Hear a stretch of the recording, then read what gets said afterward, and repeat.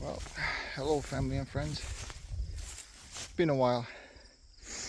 I was working on this wood here, and I figured I better make a video to kind of update everybody on what's going on. Oh, another one fell off. So yeah, it's that time of the year when we cut and split wood. Think I have a couple more days of doing this, then we should be in good shape. So I got 12 cords here of ash, and I used up not even half yet. So as you can tell, we have a lot more left to go, but I won't use all of it. I did have some left over from last year, which helped. Oh yeah, if you wonder about the windshield, this is what happens when you try to help somebody out to pull them out of being stuck, and a rope and hit a piece of chain on it that I didn't realize. So the rope broke and sprung the chain back, and there goes the windshield. Yeah. So anyway, our corn came up kind of goofy, super short in the back and just going taller and taller. But we are getting some corn. Garden is looking good. We have lots of cucumbers and there's some squash there.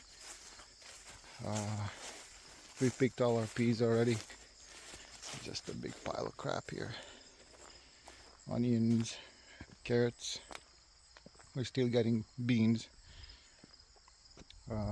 These are some eggplant and tomatoes and peppers. A lot of work. But this is the wood pile. So each one of these, it's a cord and a half. So we have, yeah, 1, 2, 3, 4, 5. So this is gonna be 6 pallets. So yeah, that's gonna give us 9 cords here. And then I'm gonna do another row back in here, like 2 more pallets, which would give me 3 more cords. So that would be 12 cord is about what we kind of need. Plus we have all that thing full from like drier wood that I'll be able to use to begin with this year. Some of this is ash from last year, so it's like super nice and dry. So with all that wood and all this wood here, I think we should be in good shape. So getting close. But it's not gonna take all that wood to finish the job. So I think the trailer now that's loaded is gonna finish off that last one. Usually takes about 3 trailer loads, and one gas tank of chainsaw makes pretty much a pallet load of wood. So I finish this one off. I just gotta go 2 more and it should be where we want to be. So yeah, I'm gonna show you a little bit here. We did buy a new side-by-side, and this one, the Defender, my oldest daughter is gonna buy from us. I'm gonna give her a nice family deal. So I'll show you that in a little bit. I just wanna finish this wood over here. When I finish this wood, then I gotta go rake the yard because we mowed day before yesterday, and my wife windrose the yard, but then it got home yesterday and just rained on and off, so I couldn't get it done. So I wanted to get this load finished, then I'm gonna go rake, and I think I'm gonna come back and cut one more chainsaw tank. Since it's Saturday, might as well keep going. It's a nice cool day. It's not hot or nothing, so it's kind of perfect to be doing this. So all right, here we are. Got that all finished up, and since I wasn't going to use this last pallet, I'm just going to use it to weigh down the tin. And I was even able to start my last run here from that trailer, so not bad. Okay, well, as I was saying, I gotta pick up all this stuff here before it starts raining. It's still kind of cloudy today, but it hasn't rained yet, so let's see. This is the baby I'm talking about, the Can-Am Commander. It's the XTP, so it's a desert tan and black. A little muddy right now, but so it comes with all kinds of things in the package, like the brush guard is in there, winch, updated shocks, updated rims, and 30-inch tires. Comes with the roof, and yeah, nice shocks all around. But I put on the windshield. That's a Pro Vent windshield. These are some Kamimoto mirrors. And then put on this JBL speaker, which is super awesome. Maybe I'll play it later so you guys can see it. I want to talk about it some more because it's great. Put some bags in the doors. This bag for in between the seats. Passenger rear bags, rear windshield. I put on whips because you gotta have your whips. And that's about it so far. Really nice machine. Oh yeah, actually I installed this thing too here for a tablet or a cell phone. That's aftermarket. The only thing I gotta say that I don't like is it has that Can-Am, that chatter or vibration. All the Maxes, mostly the Commander and I believe the Maverick, have this vibration of the drive shaft until you get up to a certain RPM. Then it almost seems like when the clutch pulls up enough and the vibration goes away. So it's a known problem. I'm not sure why Can-Am hasn't fixed it yet because it's nothing new. It's been going on for a few years now. So there's a few fixes I've seen online, but I do have 3-year extended warranty on this thing. So the dealer was saying too that it doesn't really damage anything, and if it does, you can always bring it in and they repair what got damaged. Oh, it's one of those things. Believe it when I see it. But living up here in northern Minnesota, I live in Roseau County, which is Polaris County. This is where Polaris was born. So driving a Can-Am and trying to convince people that it's a great machine, it's a little tough. And then especially when you have these type of things with that driveline chatter, whatever you want to call it, you know, it just kind of proves other people's points. But I like my Can-Ams. I worked at Polaris, so I know the factory. I worked in the welding department, but I owned Polaris before, but ever since I went Can-Am, I just never looked back. So yeah, I'll play some music later. I want to show you guys that JBL. I'll talk about it some more because you can tell. So we have the Commander, we have the the Outlander, and the Defender. So we have 3 Can-Ams right now until my daughter's gonna buy this baby from us. So yeah, I'll do some raking here quick, and then I'll play some music in that machine and whatnot, so you guys can see the JBL speaker. I kind of took I'm a JBL guy also. I have JBL speakers. I didn't know these things existed until I actually ordered a cheaper, just off market thing for the machine. And then while I was waiting for it to arrive, I came upon this JBL thing that's kind of new. I think only came out like 3-4 months ago. So there's not much on the internet about it. So I might talk about it some more, so those of you that want to see it or are interested at least have an idea of what it's like. Alright, raking I go.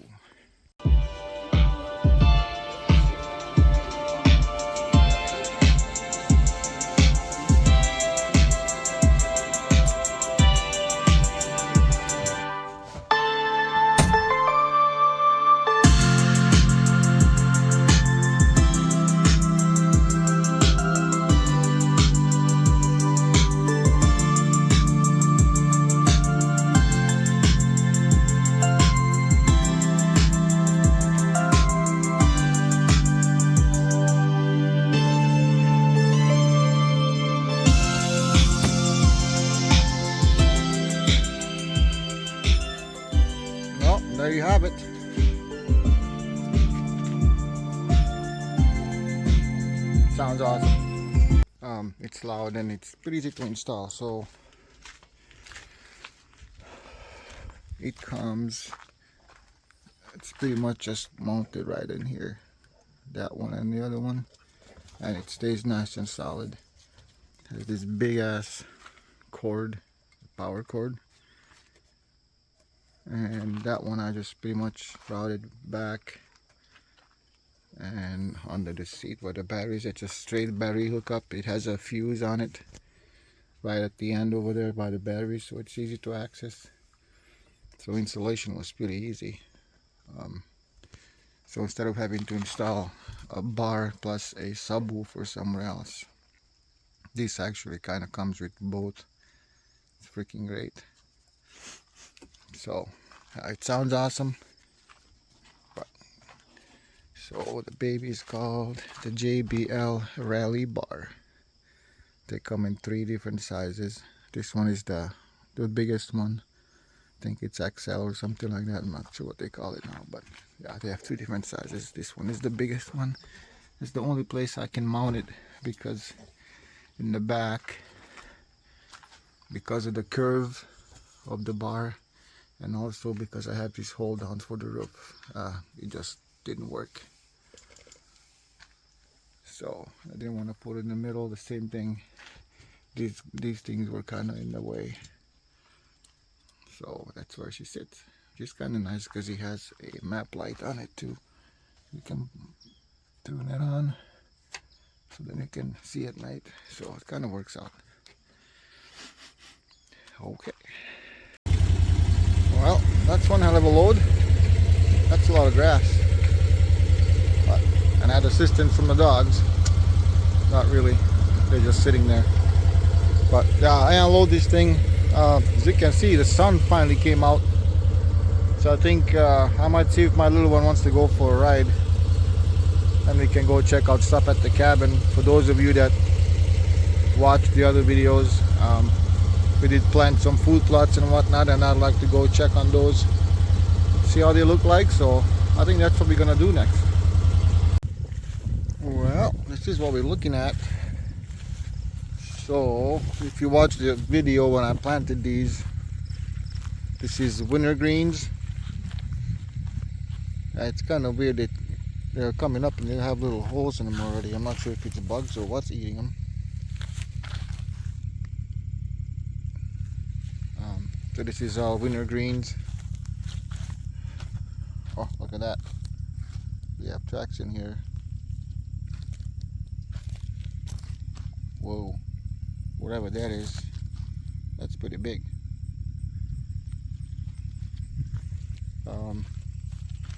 So things must be starting to hit them. So that's winter greens. This is rape over here. This is only like, I don't know, 2 weeks old, something like that. Maybe 3. That's rape.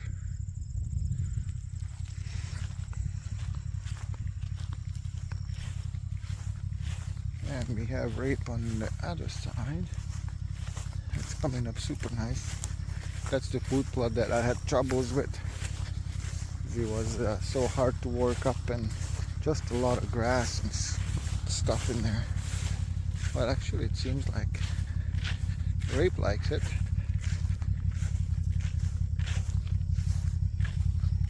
Yeah, that's all rape in there. So that's coming up super nice. Huh. And then we have one more in the back here. And that's the tall tine tubers. And I actually moved my camera from that dead food plot there to this one, just to kind of see how things are looking. I don't have that much action on it yet, but we do have a lot of beans and other stuff around us here, which are starting to turn yellow. So a few more weeks and they're gonna start harvesting the beans. Then the deer should come and find this stuff, no problem. But holy cow, look at that. Look how nice that is. Wow.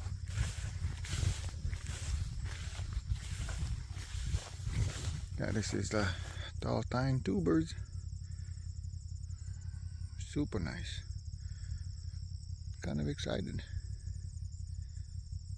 Huh. Nice. And then of course there's the deer stand. I'm still gonna do some winter greens, I believe, on that other side. The stuff I tried with just to make sure whatever I had left over from a couple of years ago didn't really take. Part of it could be the seed being too old. Other part would be I just mowed it so much and there was so much underlying dead stuff that I don't think the seed made good contact with the soil. So plan is I'm gonna mow it super short,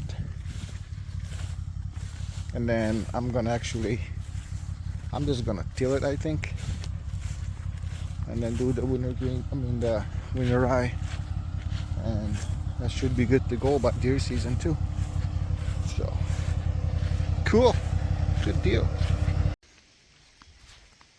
Well, today we made some more progress with another load of another chainsaw. Then I split it, and actually I cut another load up, so later on maybe I'll have time to split that too. That should get us pretty close to where we want to be. I think I need a new chain. I keep sharpening what I have and it's getting worse and worse. We'll see.